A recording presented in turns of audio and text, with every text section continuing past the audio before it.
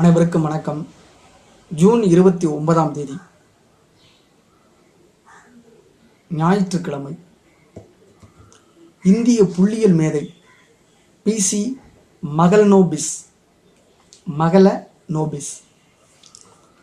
வங்காள அறிவியலாளரும் புள்ளியியல் அறிஞருமான பிரசாந்த சந்திர மகளநபிஸ்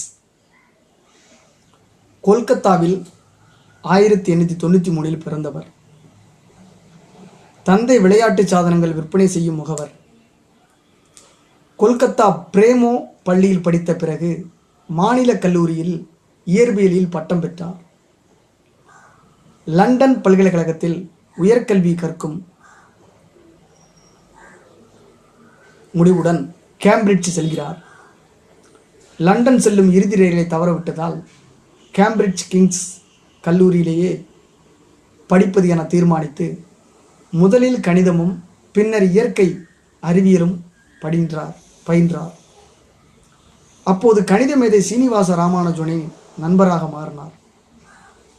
இயற்கை அறிவியல் படிப்பில் இயற்பியலில் சிறப்பு தேர்ச்சி பெற்று கேவண்டிஸ் ஆய்வகத்தில் ஆராய்ச்சி திட்டத்தை தொடங்கினார். முன்னதாக விடுமுறைக்காக 1915 இந்தியா வந்தார். கொல்கத்தா மாநில கல்லூரியில் இயற்பியல் பேராசிரியராக தற்காலிகமாக பணியாற்றுமாறு அங்கு உடலியல் பேராசிரியராக இருந்த இவரது மாமா கேட்டுக்கொள்கிறார்.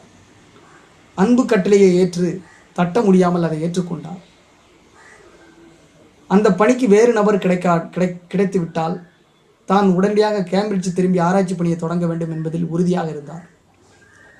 நாளடைவில் ஆசிரியர் பணியில் ஈடுபாடு ஏற்பட்டதால் கேம்பிரிட்ஜ் திரும்பும் எண்ணத்தை கைவிட்டார்.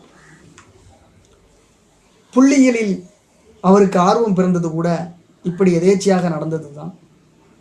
இங்கிலாந்துக்கு சென்றவர் இந்தியாவுக்கு திரும்ப தயாராகி கொண்டிருந்தார். வரவேண்டிய படகு தாமதமானது.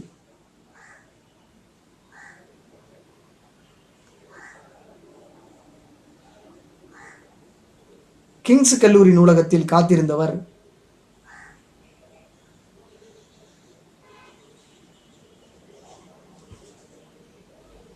பயோமெட்ரிக்கா என்ற புள்ளியியல் இதழின் முதல் பாகத்தை படித்தார்.